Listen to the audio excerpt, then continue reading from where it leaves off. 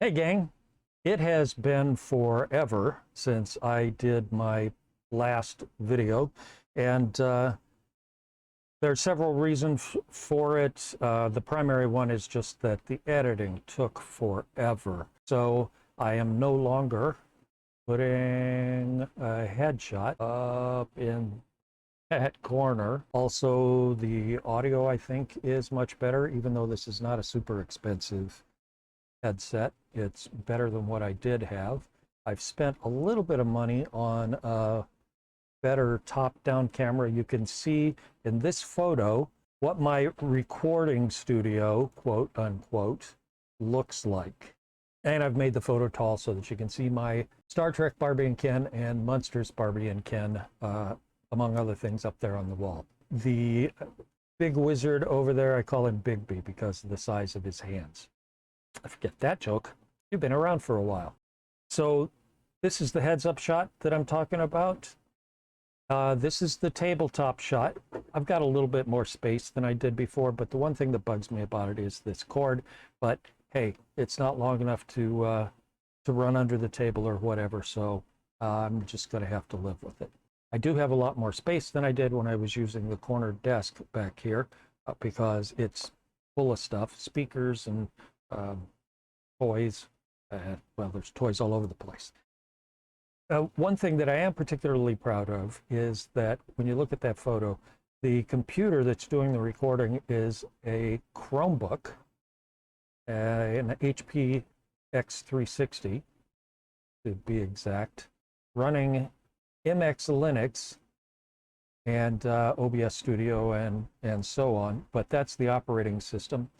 Because one of my hobbies is rescuing Chromebooks and other technology from the landfill. Ridiculous that these things have so much computing power left to them and they just get tossed away. So if you want a good project and you've got a Chromebook, install Bodhi Linux on it. It's a small footprint. I'm running Bodhi Linux on a 12-year-old Chromebook back here. Okay, so the game that I want to demo today is by someone else. The designer is Jarrett Hermosillo. The name of the game is I Want to Save the World, but I'm Just a Level 1 Skeleton. Here's an image of the cover and a link to get your copy on drive-thru. This was part of Pocket Quest, I thought 2022, but the publication date on this is 2024, so we'll say it's 2024. I think it's a one-person publishing house. Two Cat Club is the name of their publishing, and it's a fun game, as I think you're going to see, and I hope you will agree. Here we go. I'm looking at the back page. It says, prepare to get boned. You want to save the world, first you'll die trying. A solo RPG about a lowly skeleton with a lofty destiny. This thing is only 25 pages long. Much of that is random tables, so it's easy to pick up. And one of the reasons I wanted to demo it is, if you know me, you know I'm fascinated with dice mechanics, unusual ways of using them that are easy to pick up, but have more depth than appears on the surface. So not just some hinky new way of using dice, but a clever and effective new way of using dice. And I believe this qualifies. Okay, the first chapter is tutorial, but that includes getting across some of the flavor of the thing. So it has some pieces of narrative in it, and here goes the first one. Hey you, you're finally awake. You open your eyes and find yourself staring up at the weary face of a middle-aged knight. Well, the knight asks, aren't you going to get up? The world isn't going to save itself, you know. I see you've already got your gear. That's good. You're going to need it if you expect to survive. But have you still got your wits about you? The knight laughs for some reason. You consider their question as you rise from the ground, pulling yourself up by the corners of some long-forgotten statue. The knight was right. You don't have skin or organs or any flesh at all, but your gear is right here next to you, and you still have your name, your personality, and some of your memories. This is a good time to make a note of these things. So here we go for character creation. The first thing is to randomly roll a name. You can decide one if you want, but hey, it's solo roleplay. Random is great. 20, Notolex.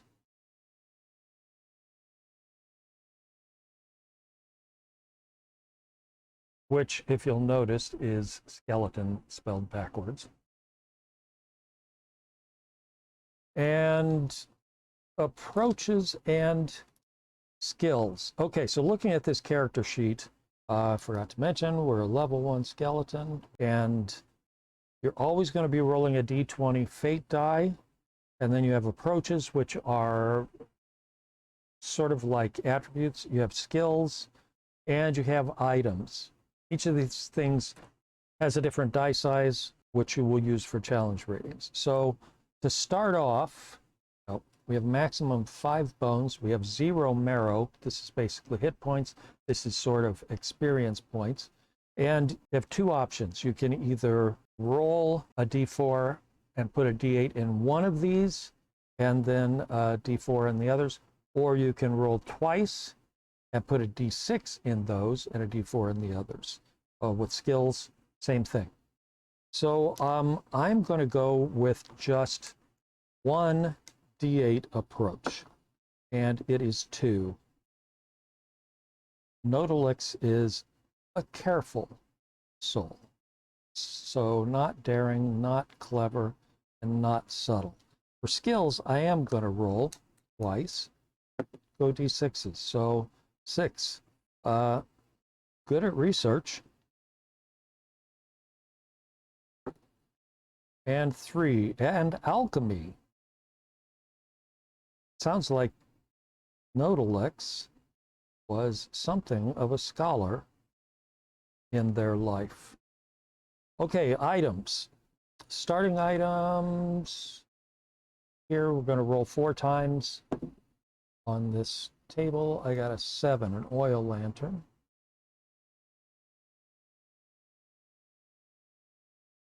And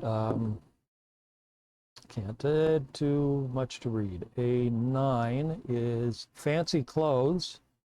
Well, any self-respecting alchemist should be able to wear some finery,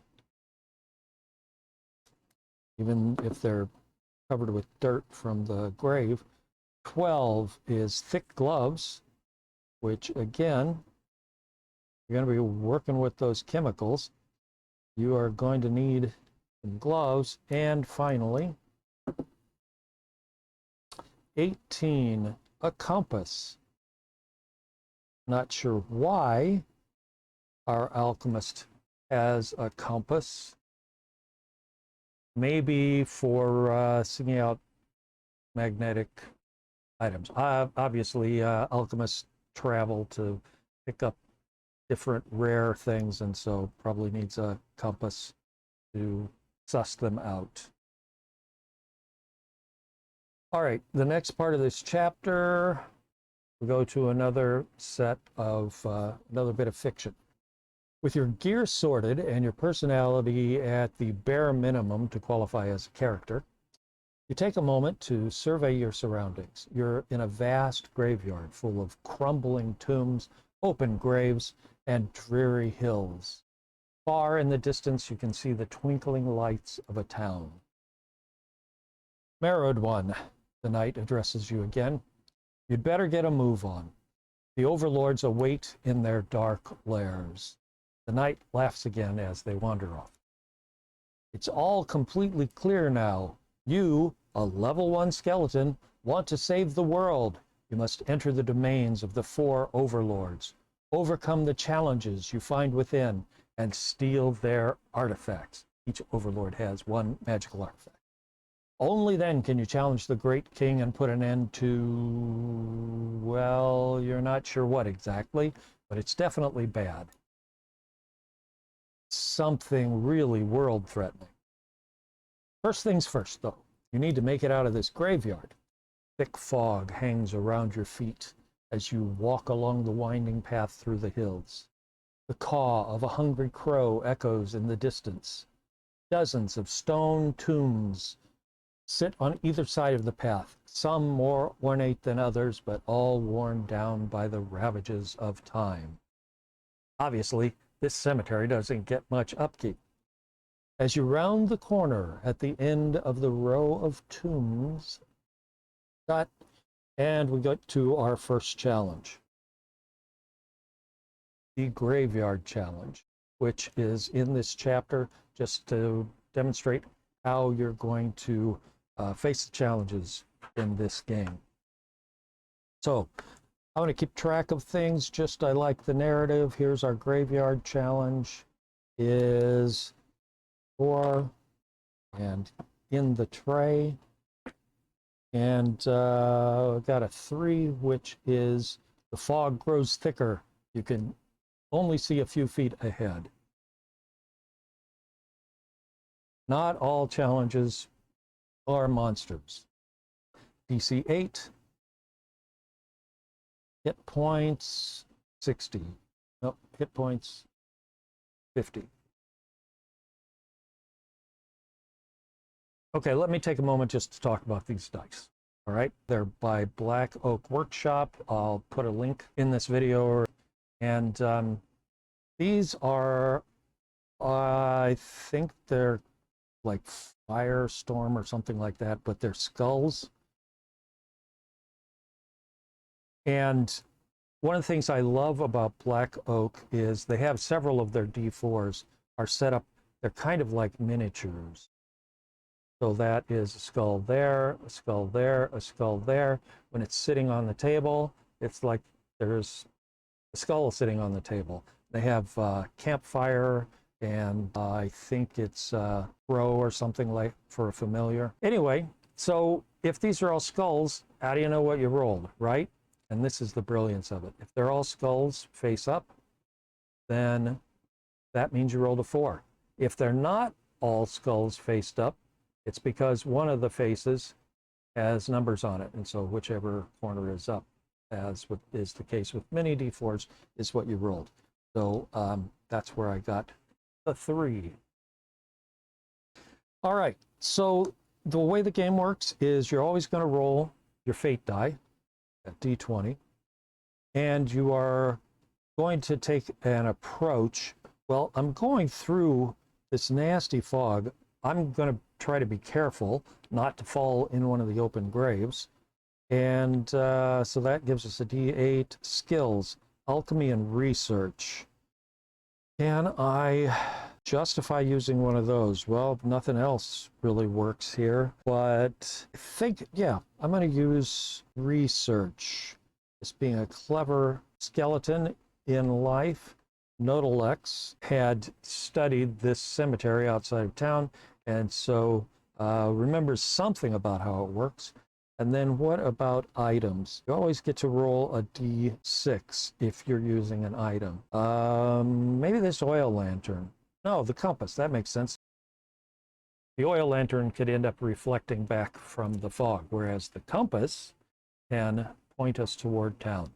So here's what I'm rolling, and I will re-roll. I'll roll a second 6 if I need to, but that's the highest I could get on it. So 11, a 6 is 17, which is higher than the DC 8, so I take no damage. And 17 from 50 is 33, if my quick math is correct. So the first turn's gone by, and I haven't fallen into an open grave. Just in case you heard all of those dogs, we have Chihuahuas, a Min Pin, and a couple things we're not sure what they are. Second turn, I've got a 14, a 5, and a 2. There's a possibility that my second die could be bigger than a 5. Probably not. So a 14 and a 5 I had rolled is 19 off of this. That's higher than the 8 again, so we're making it through the fog, and that leaves us with 14 again, if my hasty math is correct. One more turn, I hope one more turn, through the fog with our compass, being careful we don't stumble. And there's an 11 and a 4. Yeah, 4. It's 15, and all we needed was 14. So we have made it through the fog. Well, that was easy and fortuitous. I have faced much worse things trying to leave this graveyard and come out of it damaged. Onward to the town. Oh, victory and defeat as I flick through this. Whenever you are victorious, you gain 2 marrow. You also get to find an item on this big D100 table. So let's see what I found in the fog. 32, a small mirror. That could be handy. Somebody dropped a small mirror. Could be handy for a careful and educated person. One more piece of narrative. The skeleton's dream. With the dangers of the graveyard behind you and your pack just a little heavier, with that mirror, you crest the final hill and see the town, whose name you will definitely remember any minute now, standing as a beacon of warmth in this darkened world. People here don't care whether or not you still have flesh on your bones, as long as you have hope in your heart. Not your physical heart, of course. You don't have one of those anymore. Your metaphorical heart, which is just as good, if not better in some ways. So now we're going to roll for the town's name. And what town about? Well, this is your hometown now. Whenever you return there, you can rest up, and if you've taken any damage, if you've lost any bones, you recover it all. If you want to spend items, you can. 4 items will give you 1 more marrow. Any marrow you have, you can then spend to try to raise something here. Like if you spent 5, bones would go to 6. If you spent 4 for daring, that would go to a D6. 8 would take careful up to a D10, and so on.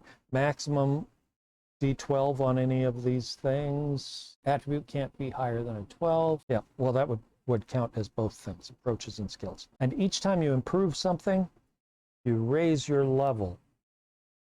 That has no direct effect on the game. It's just a nice record. I'm not a level 1 skeleton anymore. I'm level 3, 4, whatever. All right, we need the name of our town. And on the back side of the character sheet, up here at the top is a place to write down town. It actually says the town in light gray. That's hard even for me to read, even in the PDF, but who cares? There's a picture of a town right there, so you know what it is. We're going to roll a D20, find out what the name of our little now hometown is. A 3, Last Hope. That's apropos. So we walk into town, and I'm not going to sell any of this stuff, because as you saw in the challenge I already had, having different things to choose from to rationalize to help the situation is pretty important. I don't want to get rid of any of them yet. What we do need to do now is generate the 4 overlords and the dungeon they're in. We are not going to do the Great King. We will keep that at random, but we will do all of the overlords. And some optional rules in there. Okay, so D12 for the overlords. Prefix, suffix, title, and then we'll do the DC and HP for them. So this first overlord, 3, is dark. 2 is spear. Dark spear, not that impressive a name, but hey, so I carry a dark spear. who cares, right? The overlord's title, this may throw something more into it. Dark Spear 5, the Undying Priest. Okay, that's a little more interesting.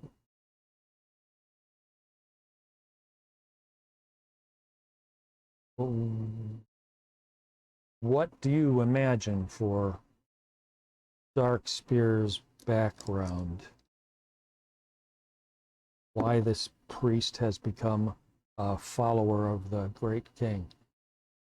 Overlord power is a 6, master tactician. Now,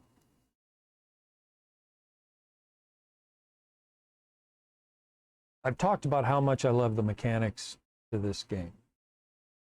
Here's one of the things that I especially love about it, is the way that this designer has let each power twist that mechanic in a way that feels appropriate to the power. So, for example, this is Master Tactician. Whenever you make a check, you cannot include the same approach or skill that you included in your last dice pool. I think that's pretty clever. Let's see what dungeon this Undying Priest is guarding over. It's number 4, a crypt of unusual size. Okay.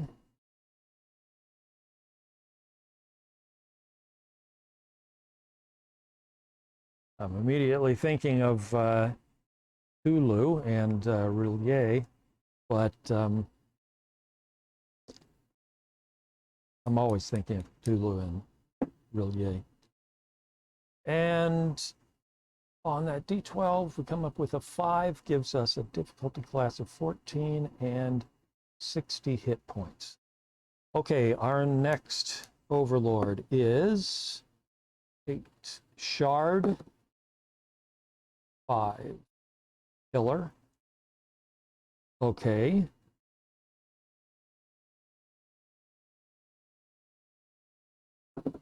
Title is 5. We already did the Undying Priest. I don't think they have 2 Undying Priests. The Chaos Sorcerer.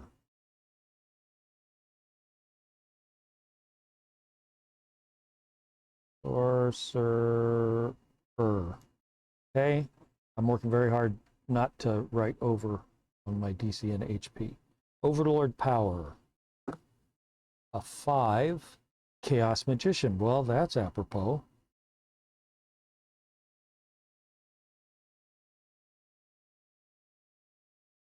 Okay, Chaos Magician. Whenever you make a check, you must randomly determine the approach and skill you include in the dice pool. So, Master Tactician, you have to use something different each time. Chaos Magician, you don't even get to pick what it is. Dungeon for this Overlord is an 8. Cliffs of Fire.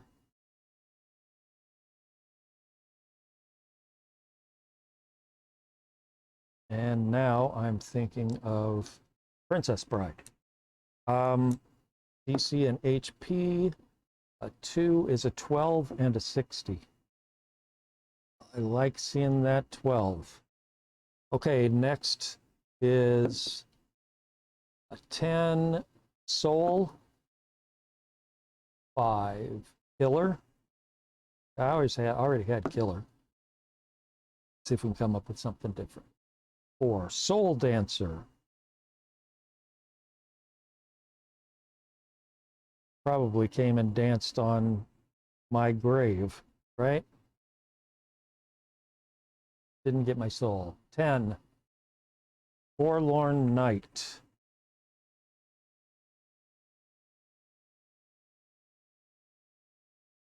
I suspect probably an enemy to the knight who raised us. Maybe even the one who saved us from having our soul taken away by this overlord dancing on our graves. I'm just making this stuff up. Overlord power. Not done this one before. Punisher of hope.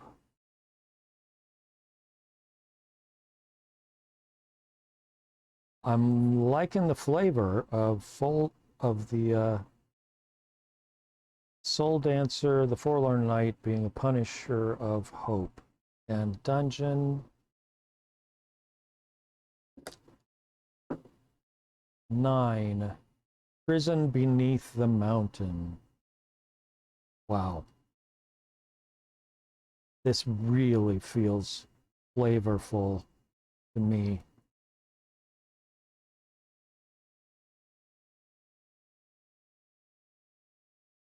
I'm looking forward to meeting this overlord just for the flavor of it all.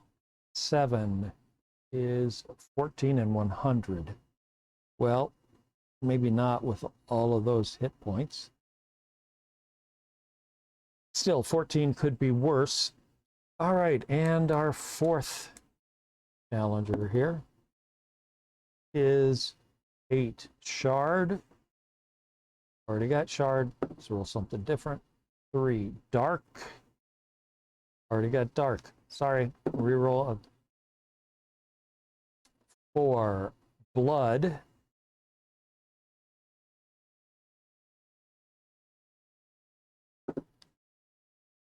6 Taker.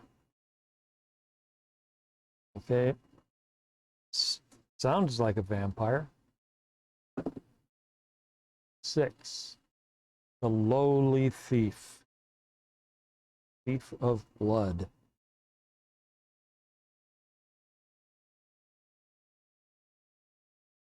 And the Overlord power. 2. Have we done that one before? Frustrating Defender. Nope.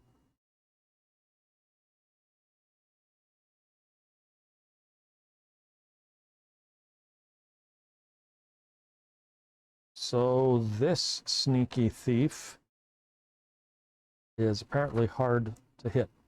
Frustrating Defender. Whenever you make a check, you must subtract one of the dice you didn't use from your result. Let's see what dungeon this dastard has. 7 is the Sunken City. Haven't done that.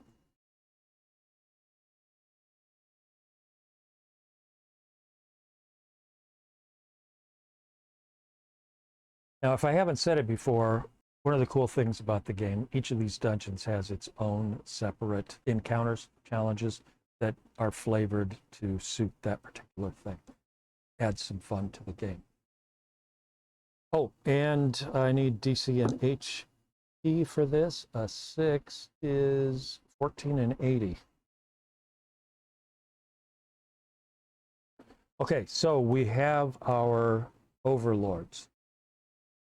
Now, one reason for rolling all of these up front is so that you can decide which one you want to tackle first and which ones you want to save until later, giving you a chance to improve your abilities and have a better chance of surviving that particular dungeon.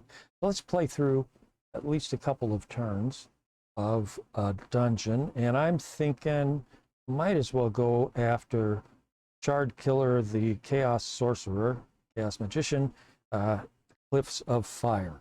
So let's roll through to that table.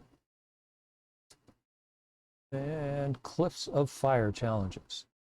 So we roll a d8. We are going to encounter 4 things before we have to face down the Overlord.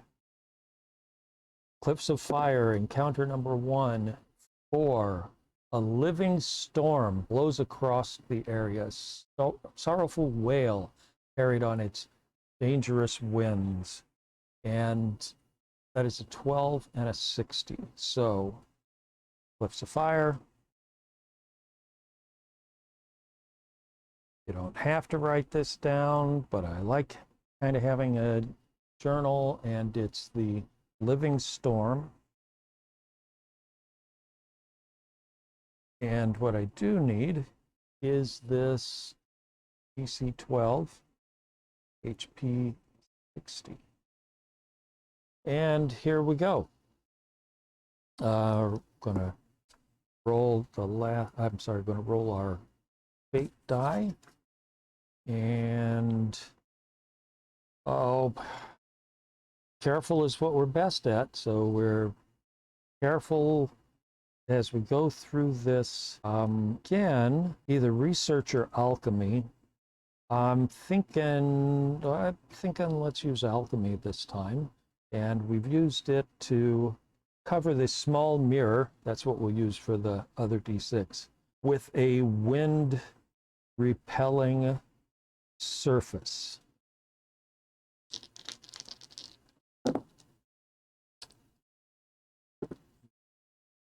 Oh, 4 is not great. 6 is the best I could get. So any two of these is going to be a 10.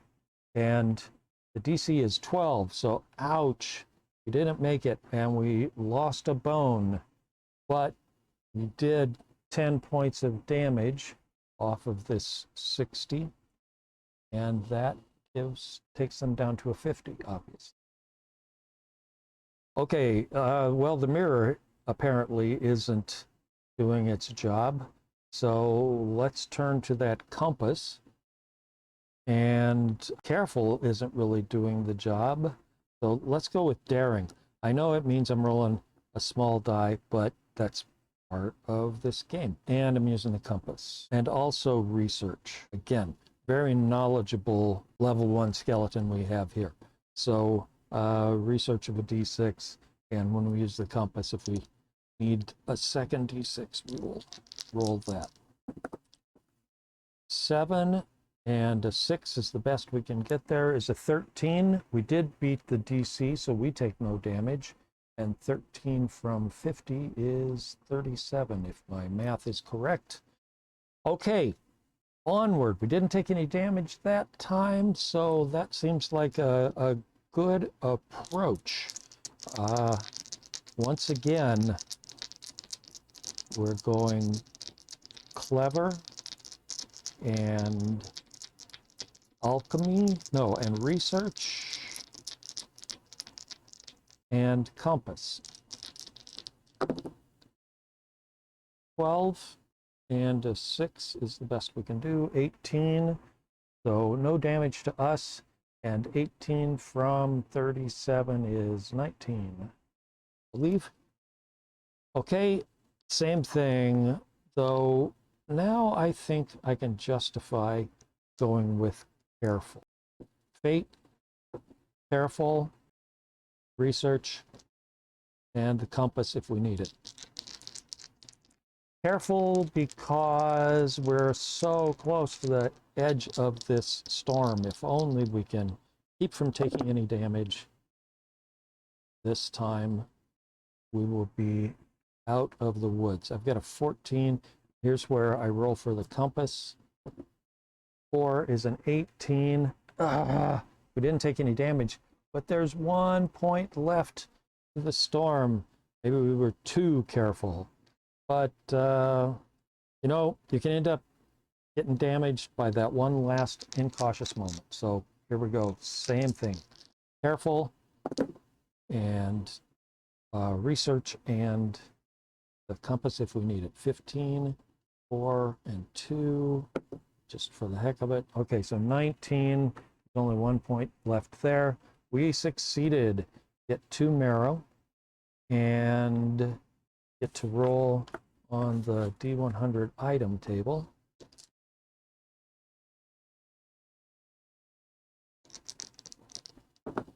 And what do we have? That is 0, so a 0-9. A warhammer.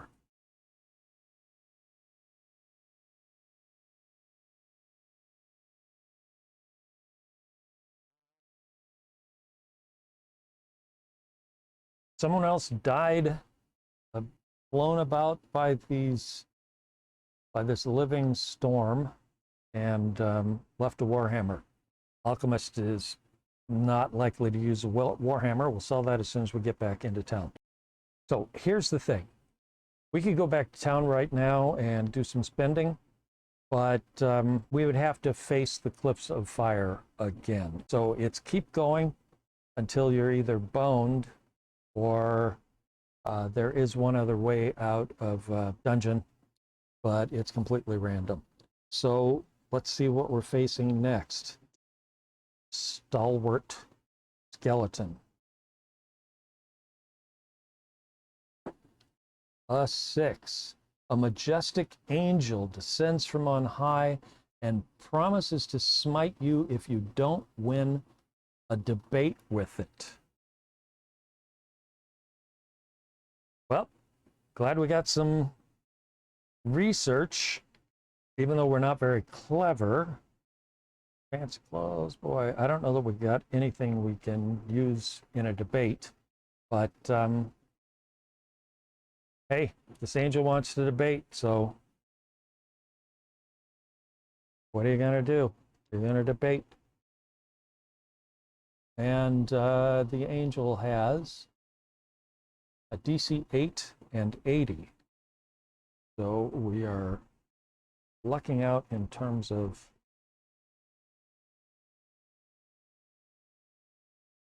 how tough a thing we are facing. And with that in mind, I feel a little better about not choosing the best approach, since that approach doesn't seem to make much sense.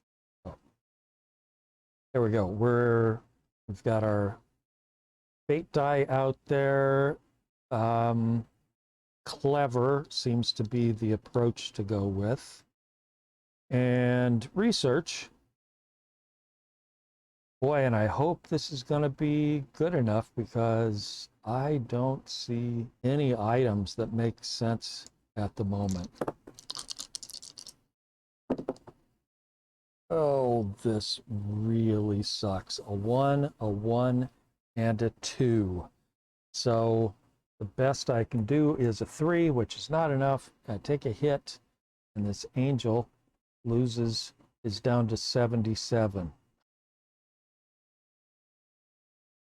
Makes sense. So this time I am going to go with careful.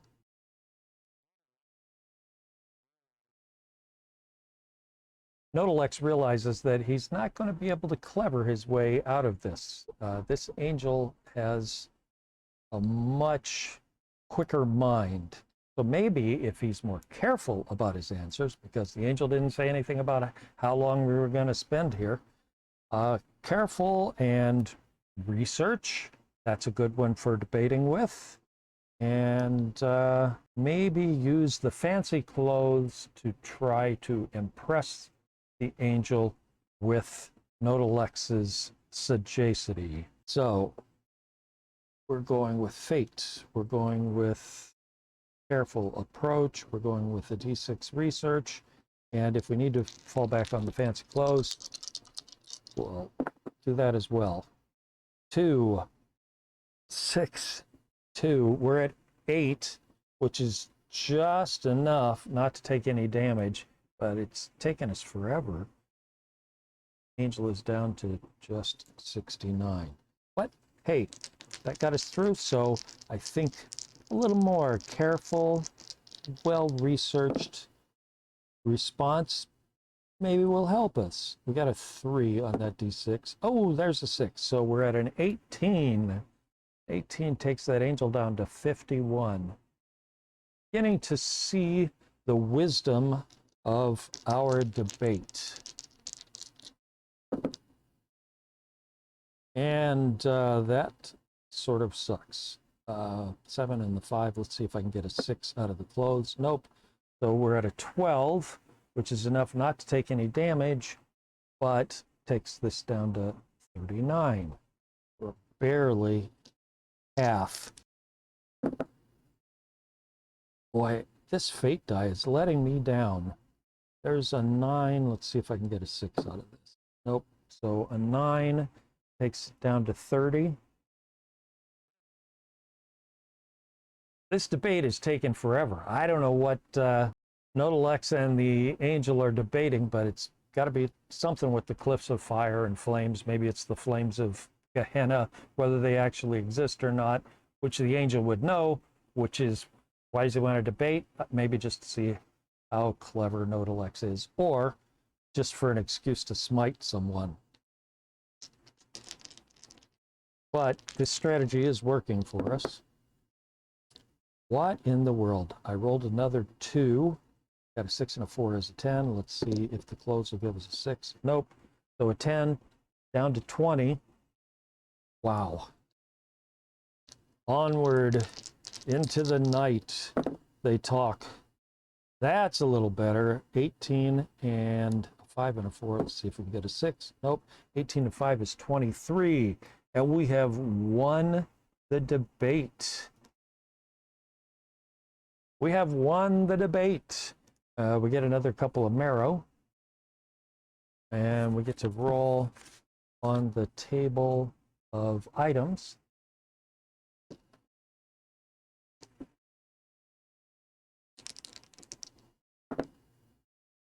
$76. Iron manacles.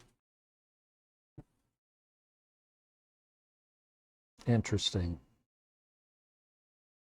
I suppose the iron could be useful in our alchemy. Let's keep going. We've got 2 more encounters to go through. The Cliffs of Fire, maybe we can make it before this video gets too long. Okay, a D8. A 1. I was kind of hoping that this would come up, but I was going to make it random. A 1 is a portal back to town. What that means is we can return to town, heal up, spend items and marrow.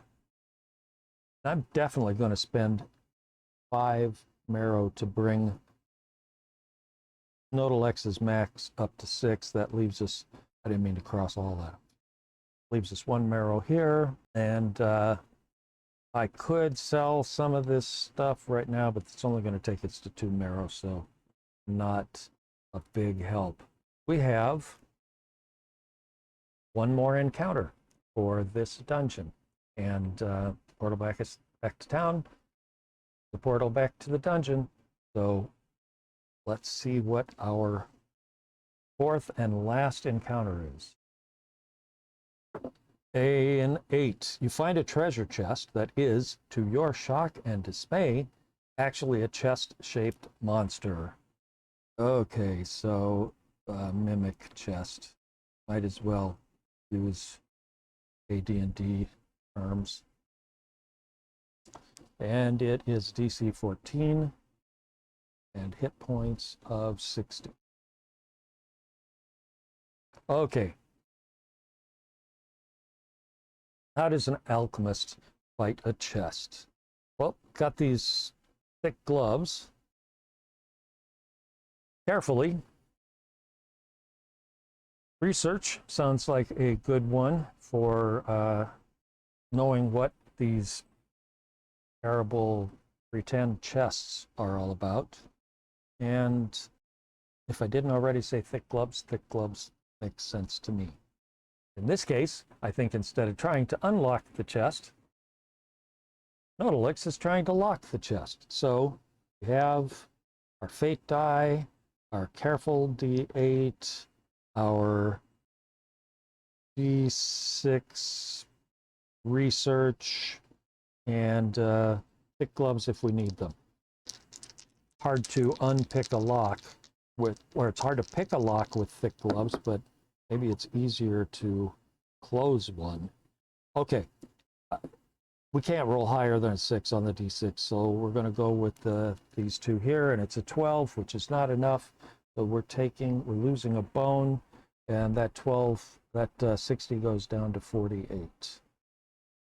I think in storytelling terms, it makes sense in this case not to switch tactics. We just keep with this. Oh my goodness. A 1, 6, a 3, and we get another 6. Yes, that's a 12, which is still not good enough. So we're boned once again, and it's down to a 36. Ouch, ouch, ouch. 18 and 6 is 24. It's down to a 12, and we took no damage. Almost have this thing.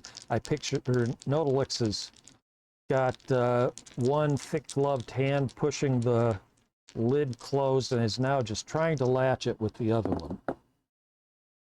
6, 4, and a 10. 6 and 5 is 11. Well, 11, we suffer another bone loss. And this thing still has 1 point left.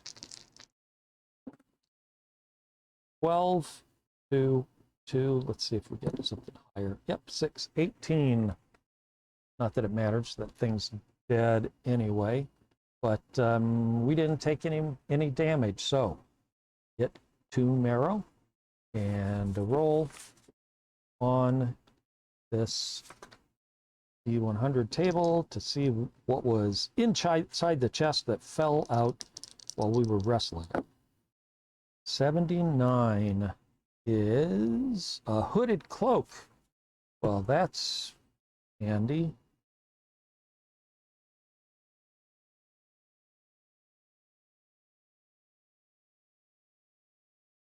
All right.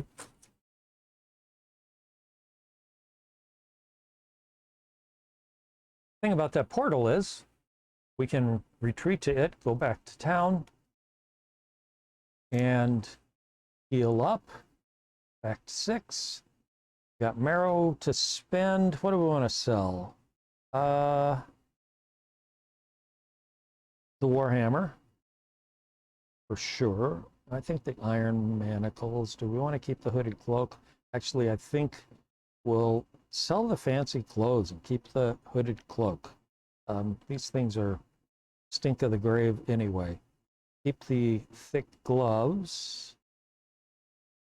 Oil lantern or small mirror. Oil lantern or small mirror. Because that compass is too good. But you know what?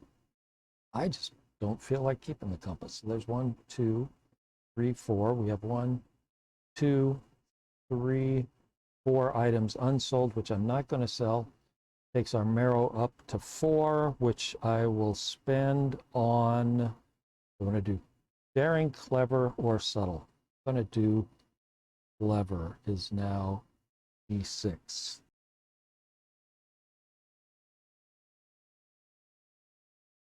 And looking at the time, I think we have enough time to face the great king. Actually, I forgot something, which is going to help, which is, oh, nope, we have to defeat the overlord. That's what I meant. Time to tackle the overlord, who is Shard Killer, the Chaos Sorcerer, Chaos Magician, and the Cliffs of Fire. Little 1 there so that I can remember. Okay, so this is Shard Killer.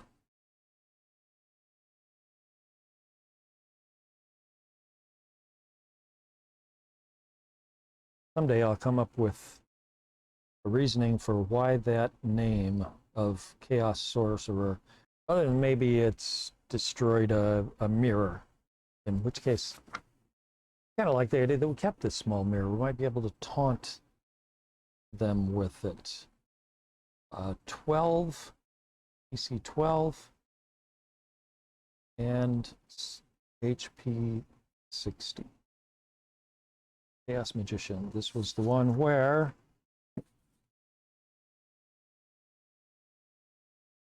randomly determine which approach and skill.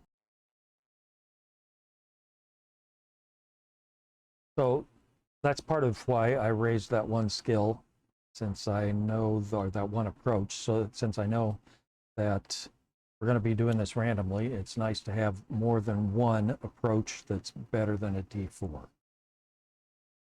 Okay. Approach and skill is random. All right. Well, there's a d20. Let's see which approach we're going to be using this first turn. A 2. Careful. Yay, that's our d8. And let's see which skill we're going to be using. Careful, and 3 is alchemy, which is good. And I think, yeah, that small mirror, which we had put some sort of alchemical finish on, we'll use to flash in this camp's magician's eyes. So if I need a d6 to add on here, I can. And I've got a 19 and 8. That's a 27. Whoa, Shard Killer not only didn't damage us, but 27 leaves 33 hit points. Well, wow, that turn was lucky. There's our fate die. Let's see which of our 1 daring. Okay, that sucks. And which skill? 5 talking. Well, that's another d4. And we're going to use Hooded Cloak to pull around us to look more mysterious as we daringly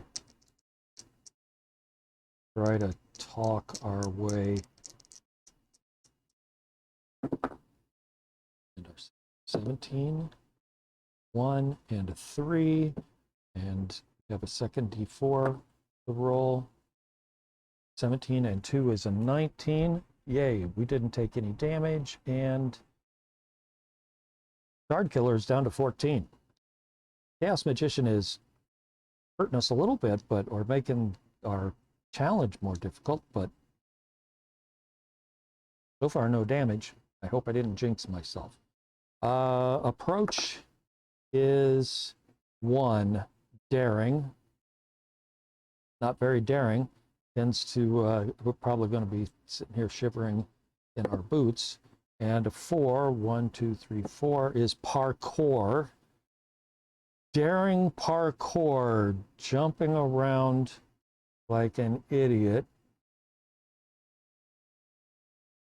And does it make sense to have to use an oil lantern, thick gloves, a small mirror, or hooded cloak? The hooded cloak is not going to help with the parkour unless maybe we can rationalize it as using the cloak almost like wings to carry us through the air as we jump up and around these cliffs. So, daring parkour. So we've got a chance to roll that d4 twice. 19, that is awesome, and a 4 and a 3. There's no way we can do better than a 19 and 4 is 23, which more than defeats Shard Killer. Okay, when you defeat an overlord, you get 4 marrow, as I recall, and an item.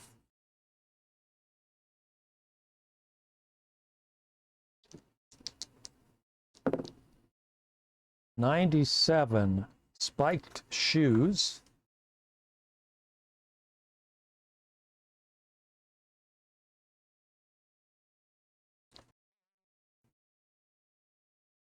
And an artifact. This is exciting. Artifacts are a d12 roll. A 3 is shrinking armor. When you include this artifact and thievery in your dice pool, double what thievery rolled. Okay, artifact, shrinking armor.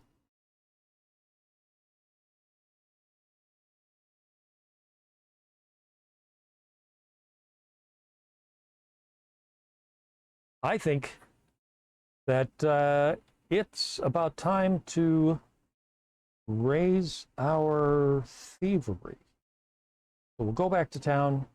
I have 1, 2, 3, 4, 5 items, so I'm not going to sell any of those yet. But I do have 8 marrow to spend, and we'll spend 4, taking thievery up to D6, and let's spend the other 4, taking subtle up to D6. Oh, and we've raised 1, 2, 3, 4 things. So we are now a level 5 skeleton. That's the way the game plays. I will let you play it yourself, and I'll do the rest of these dungeons myself. Anyway, thanks very much. Now, if you want to encourage me to continue doing these things, I need to know that there's somebody out there watching. I live for the thought of other people having fun with the stuff that I've done, and that includes these videos. So if you enjoyed it and you want to encourage me, click the like down below, maybe leave a comment. Ideally, go to lestersmith.com and use the Say Hi page, which is a contact form, to send me a brief message. And you'll also find there links to social media, in particular, right now, Facebook. Thanks again for showing up and for watching this, and I look forward to hearing from you. Anyway, cheers. This was fun.